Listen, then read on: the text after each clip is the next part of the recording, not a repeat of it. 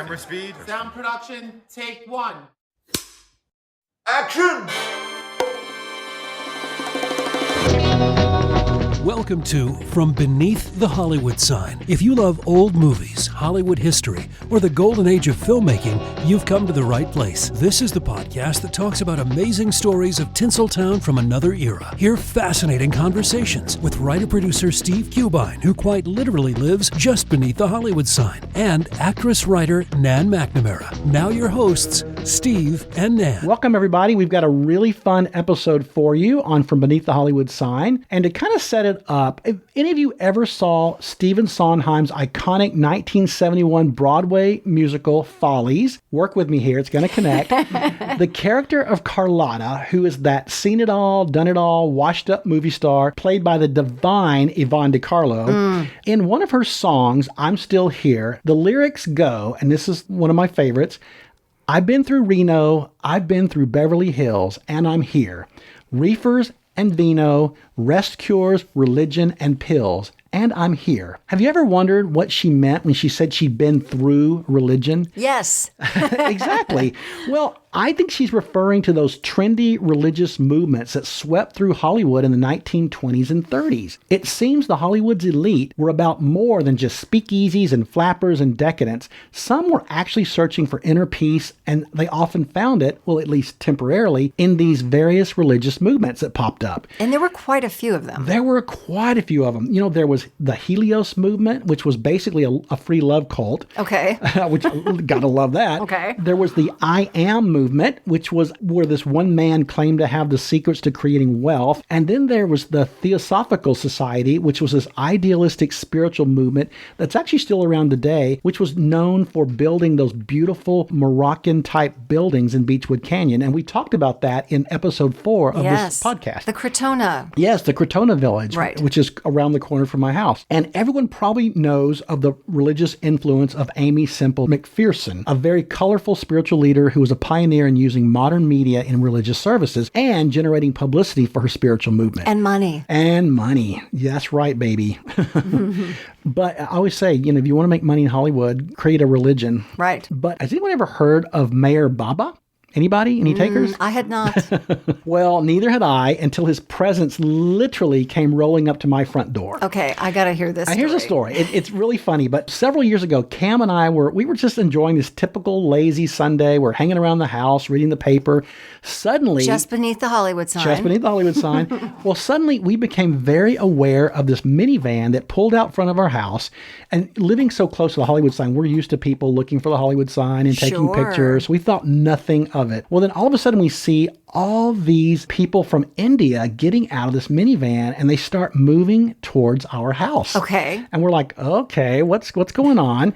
Well, soon they're taking pictures, they're touching the house, they're bowing, they're praying. Oh my goodness. It was really, really interesting. And we're like, okay, what is going on? Our curiosity was absolutely piqued. We go outside, they're all smiling, they're all bowing, they're so sweet, they're so kind. So we go up to who we think is the leader. He saw us, he quickly came over to run interference, probably because all these people were around our house, and he begins to explain it all to us. And apparently they were visitors from India who were following the teachings of spiritualist Mayor Baba. And so every spring they embarked on this spiritual pilgrimage that retraced the journey of Mayor Baba's 1932 trip to Hollywood. Well, apparently our house was on the tour stop. Wow. But who was Mayor Baba and why was our house on their pilgrimage? Yes, I had to find out. Right. And so I did some investigations. Okay. And we're going to talk about this particular spiritual movement from the early days of Hollywood. The Mayor Baba was born in Pune, India in 1894 to a Zoroastrian family. His given name was Marwan Sharia Urane. His spiritual transformation began when he was 19 years old and it lasted for 7 years. And during that time of his spiritual awakening, he contacted and studied with 5 spiritual teachers. One of his main spiritual teachers was Upasani Maharaj. In late 1921, at the age of 27, after living for 7 years with the Maharaj, he began to attract a following of his own. His early followers gave him the name Mayor Baba. And his fundamental spiritual belief can be divided into two main categories. First, it's his metaphysics on the nature of the soul and the universe. That's pretty heavy. Yes. And then practical advice for the spiritually inclined. He viewed those two things as being connected. In the 1920s, he and his disciples established a center near Bombay, which would serve as headquarters for his work. During this time, he established a school, a hospital, and a dispensary, all three free and open to everyone. Beginning on July 10th, 1925, Meher Baba took a vow of silence. And this is what's so interesting, and you'll see it in some of the pictures when you look him up. He was communicating with people only by means of an alphabet board or by unique hand gestures, sort of an actor inside there somewhere. Isn't that wild? Yeah. With his circle of disciples, he spent long periods in seclusion, during which time he often fasted. He also traveled widely, holding public gatherings and engaging in works of charity with lepers and the poor. It didn't take the West very long to learn of Baba and his work, and soon he had disciples throughout the United States. And Hollywood was particularly taken with Baba and his New Agey mysticism. In 1932, Baba made a highly publicized trip to Hollywood. The general impression amongst the movie stars of the day was that Meher Baba was a yogi or swami of a high class who possessed occult powers and could actually influence people's minds. Yikes. Crazy. Well, the Hollywood actors and actresses, they were famous personalities whose lives were well publicized. So since Baba was so well known, they just saw him as a peer. They just took him in as one of their own. Well, he arrived in Los Angeles by train on May 29th to begin an action-packed 7 days in Hollywood. Now, during his stay, Baba stayed with screenwriter and astrologer Mark Edmund Jones and his wife Priscilla. Jones, who was a St. Louis native, became fascinated with astronomy and spirituality from an early age. He wrote dozens of books on the subjects, and he also was a prolific screenwriter in Hollywood, penning over 50 scripts during the silent years. Okay, so I have a question for you. Where did Mark Edmund Jones and Priscilla live? Well, Mark Edmund Jones and Priscilla actually lived in my house. So Meher Baba was staying in your house. The Meher Baba, for the 7 days in Hollywood, stayed in my house in Beechwood Canyon. Hence, I'm now on the pilgrimage. Wow.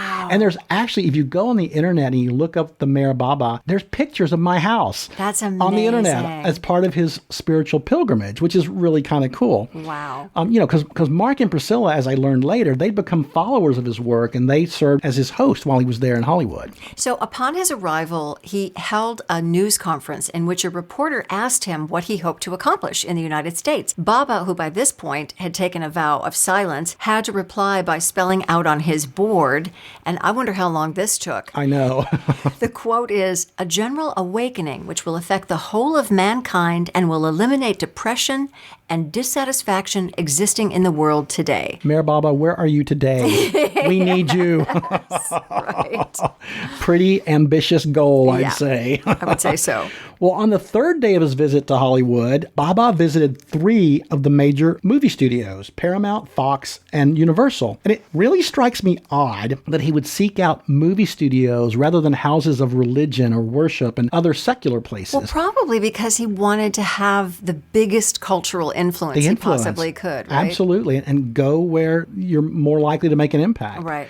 Well, at Paramount Studios, he met stars Tallulah Bankhead, Charles Lawton, and Gary Cooper, who were filming The Devil and the Deep. Well, Tallulah was particularly intrigued by Baba and his teachings, and she invited him to her home that afternoon for a private meeting. Now, according to a newspaper account, Baba spelled on his board to Tallulah that one of the reasons he had come was that in Hollywood, there was an equal balance between the spiritual and material forces. Does this sound like Baba might be wanting some Hollywood money? I don't know. Just asking. Well, at Universal, he meets cowboy star Tom Mix. And that evening, Baba held a public reception at the Knickerbocker Hotel, Which we've talked about here on our podcast, episode 3, I believe. where over 1,000 people showed up to meet him. There were so many people that the hall that he was in had to be cleared of all the furniture. In a theatrical setting, Baba was seated on an elevated seat with disciples forming a semicircle around him. And behind Baba, 2 harpists played music softly. Nice touch, Baba. right? Visitors were admitted one at a time through a side door of the hall, and each was introduced to Baba. If there was 1,000 people, that must have taken a while. time. They were then led outside to the lounge where refreshments were served. I got to hand it to Baba. He knew how to create a dramatic scene. Maybe Hollywood was the perfect place for him after all. I think so. Well, on the fourth day in Hollywood, Baba visited MGM Studios where he met actors Louis Stone, Virginia Bruce, Greta Garbo, Marlene Dietrich, and director Joseph von Sternberg. Later that evening, he was the guest of honor at Pickfair, which we had just talked about on last week's episode, the fabulous home of Hollywood's most elite couple, Mary Pickford and Douglas Fairbanks. Now, Mary was an astute student of Eastern religion, and at the dinner party, Baba met John Gilbert, Boris Karloff, Cary Grant, and Cecil B. DeMille. Well, before the dinner, he communicated on his alphabet board to hostess Mary Pickford that he was particularly happy to be in the presence of people who made motion pictures because they were in a position to influence, to help spread the message of spirituality throughout their movies. Pickford was quite mesmerized. Now, do you think there was any drugs or alcohol involved in these meetings? I'm just thinking maybe a little something you smoke. Little I don't know. opium den? Yeah, I don't know. I don't know. Or marijuana, maybe. Very interesting. You know, before we get to the fifth day, I think it might be time for this week's Hollywood Pop Quiz. I think you're right. So the pop quiz question of the week, speaking of spirituality of the day, what Academy Award winning actor once played in the band of Amy Semple McPherson's church and was also an apprentice preacher for her? Wow. Ooh. It's a good one. Yeah. Jinx, you owe me a Coke. We'll be right back with the answer and more about Mayor Baba after this. Hey, Steve and Ann will be right back, but first, another stop on the Hollywood tour.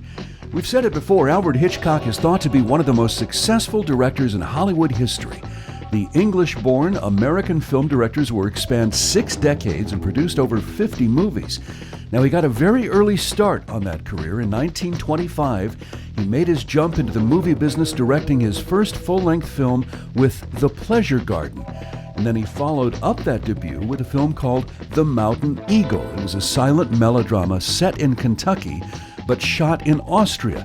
Now, that film received mixed reviews, but here's the weird part. It somehow just disappeared, like it was never even made. Hitchcock himself told Francois Truffaut he was relieved the film was lost. He didn't think it was very good. 6 surviving stills of The Mountain Eagle are reproduced in Truffaut's book, and more stills were found back in 2012, a set of 24 additional still photos in an archive of one of Hitchcock's closest friends. But all the prints of The Mountain Eagle have simply vanished. They're gone. In fact, all that remains today of that film are those handful of production photos and a lobby card found at a flea market. But the British Film Institute has not given up, and to this day, The Mountain Eagle still stands at the top of their most wanted list of lost films. When's the last time you checked your attic for it? And now back to Steve and Ann from Beneath the Hollywood Sign. Welcome back, everybody. Before we get further into the Mayor Baba and why he was staying at my house, we're going to give a shout out to our listener of the week. And this week we honor Carrie Lockhart. Carrie, thank you for your incredible message. We so appreciate you. We love that you enjoyed the Nicholas Brothers episode so much. And thank you so much for your support. Thank you, Carrie. Thanks, Gary. I feel like on this next part, I should sing it. On the 5th day of Baba's visit. I love it. But it is the 5th day. It is. He goes to Paramount Studios where he meets Maurice Chevalier and Jeanette. You're very French. She's there. all of a sudden very French. Jeanette. Maurice Chevalier and Jeanette MacDonald, who happened to be filming Love Me Tonight. So upon learning that Baba had taken a vow of silence, Chevalier said, and I'm sort of not surprised by this, I don't have that kind of willpower.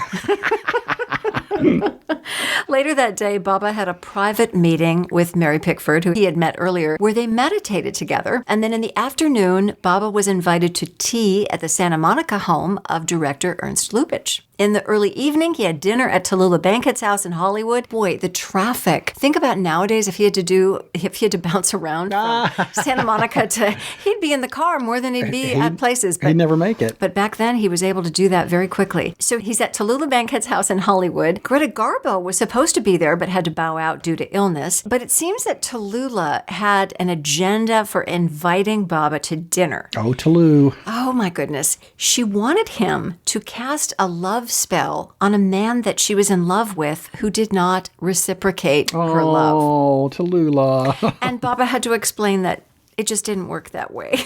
Oh.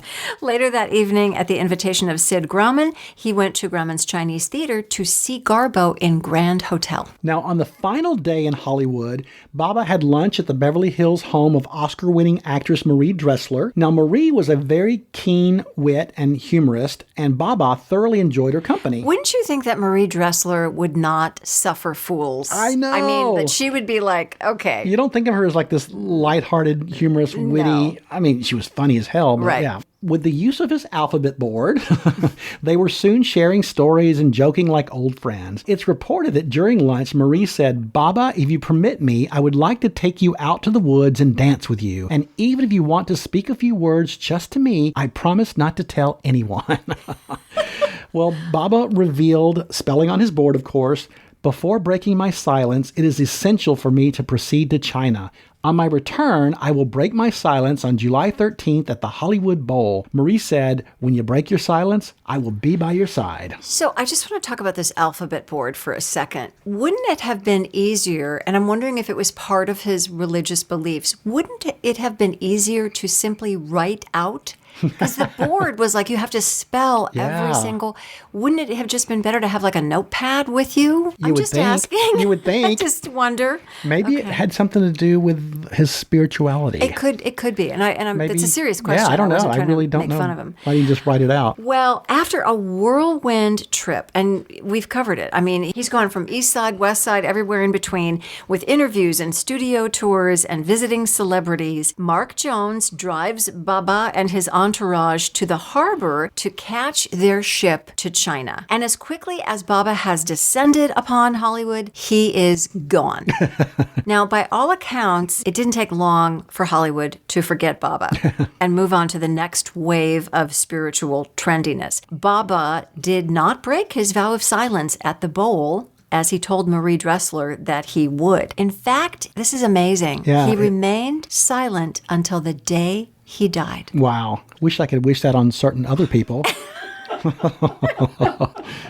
How about a vow of silence? Lindsay hopes for that sometimes in this house. He didn't return to the U.S. until the 1950s, but by then, the bloom was off the rose. Hollywood had moved on. So fickle. Baba did have a resurgence in the late 1960s. Pete Townsend of the band The Who became a follower, and in fact, his 1969 rock opera album Tommy is dedicated to Mayor Baba. How cool is that? Yeah. And Bobby McFerrin's 1988 Grammy Award-winning song, Don't Worry, Be Happy, was inspired by a popular quote of Baba, seen in numerous Baba posters and inspirational cards. I love that. I do That's too. very, very cool. Mayor Baba still has a very faithful following, mostly in India. We still get a few visitors every now and then who come by our house. I was going to ask. We do. We've actually had people come and knock on our door, and one particular man wanted to know, Cameron has these two golden wingback chairs that sit in our front window. Yes, sure. I know They what were you're from his talking about. mother from the 70s. Okay. And they wanted to know if those were the chairs that were in the house when Baba was there. Wow. Because So they we- could see them from the Yeah, window. they could see him from outside. And we had to disappoint him and say, no, it's from Shelbyville, Tennessee from the 1970s. So, I would have said, yes, they are. And for $100, you can I'll let you sit. You can make some money. exactly. Well, I always joke we should give the Mehar Baba tour, $25 a head. We roll them in the house, Yep. we show Take them 'em around around and and- take them out. It's funny, people still pop up, and we've gotten used to it. And we've kind kind of taken a little pride in telling the story. We kind of think it's cool about our house. And so one day in particular, it was a spring day. I'll never forget it. Cam and I are in the backyard. We're doing some yard work. And this man in his 50s was jogging by, and he saw us, and he just stopped his jog. And we recognized that look in his eye. And here it comes, we thought, he's going to ask us about, about the Mehar Baba. So he smiled and he said, you have a very special house, don't you? Well, Cam and I, we kind of looked at each other very knowingly, and we smiled. Yes, we do. We replied, we love that the Mehar Baba stayed here. The man looked at us and cocked his head very confused. And he said, Mayor who? He asked. I meant that your house is special because Linda Ronstadt used to live there. Then he jogged away, and we're like, what? And that's another story. Wow. Well, that is a cliffhanger right there. My little house has quite a little bit of history. Well, your house has great vibes. It's got a It's got some Baba vibes. Yes, it has some Baba vibes. Yeah. Yeah. Well, that is fascinating, Steve. Thanks.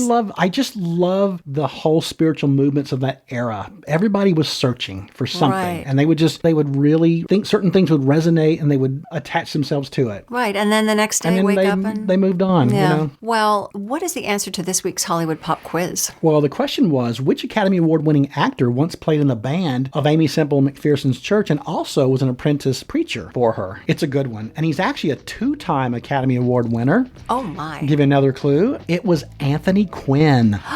Really? I know. And he was a real follower of hers and really enjoyed her message. Do you think he followed her to the end of his life? I mean, do you think he was following her? I know she wasn't around then. I don't think so. I don't think so. I think he was just wrapped up in it in the moment. Thanks so much, everybody, for spending this time with us and the Mehar Baba.